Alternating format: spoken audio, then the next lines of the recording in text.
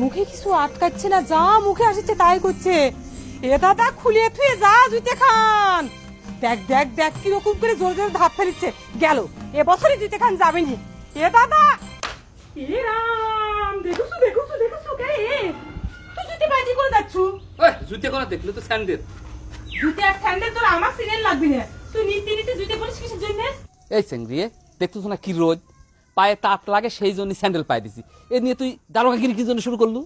এ পায়ে তাত মনে হয় তোর একা লাগে তাই না? নিত্যদিন জুইতে পায়ে দেওয়ার জন্য এক একটা ওসিলা করিস। এরকম করে নিত্যদিন জুইতে পড়লে জুইতে কয়দিন টেকে রে? ওরে মা, এক জোড়া স্যান্ডেল দিয়ে পরে জীবন পার হয়ে যাচ্ছে, তাও কি আপনার চলতেছে না? জুইতে টিকিচ্ছে তো কোম্পানির গুণে।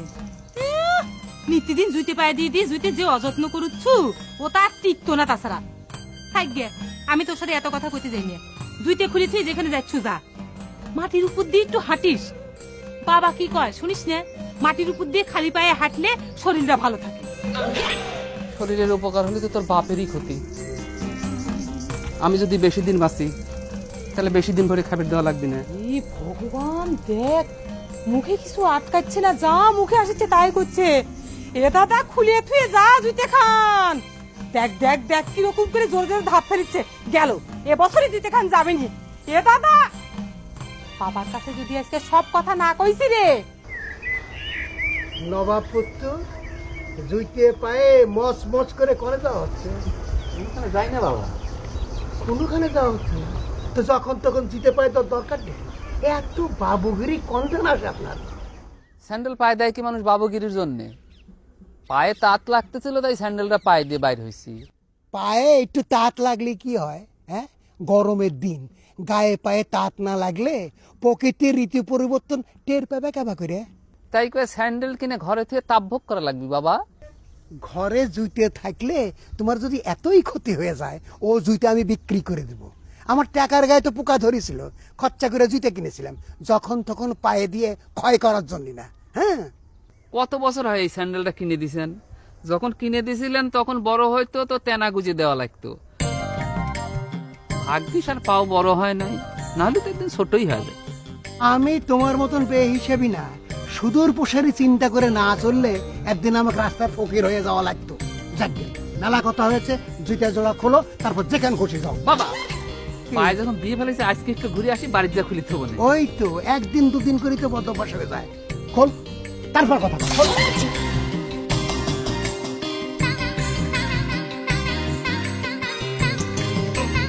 5টা টাকা হারানোর জন্য সারা বাড়ির মানুষ না খাওয়া ছিল।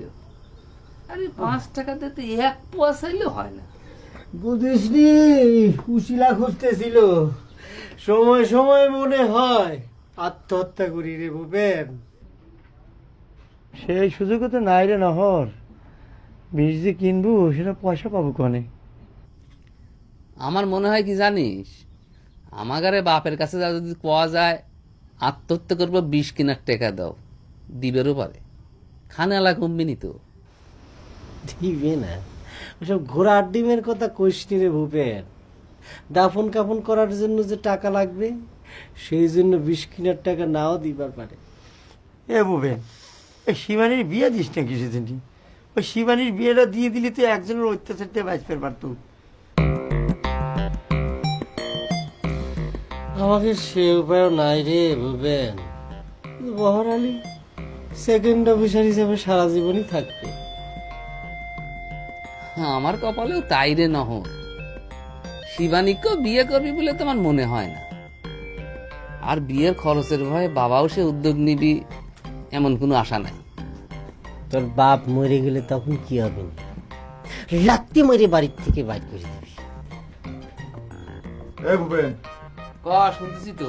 এই তুই এত রাত্রে আমাকে কি করতেছিস রে? এই বহর, আমরা তিনজনে মিলে একটু সুখ করে গল্প করতেছি।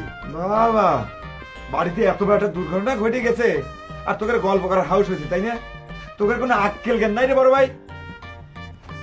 আমাদের একবেলা খাওয়া বন্ধ করে দুর্ঘটনার ক্ষতিপূরণ তো তোর বাপ করেই নিয়েছে।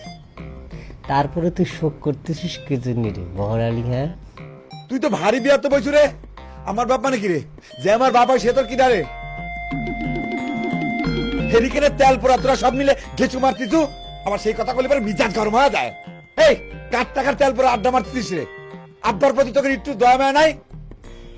এই পুরাইলাম না তোর বাপের তেল, অন্ধকারে বইসে কথা কব।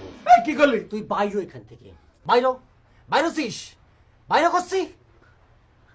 এ বাবরে কোনে হাত দিছে? আমি কেমন করে যাবো? আমি তো কয়ে দেখতেছি রে।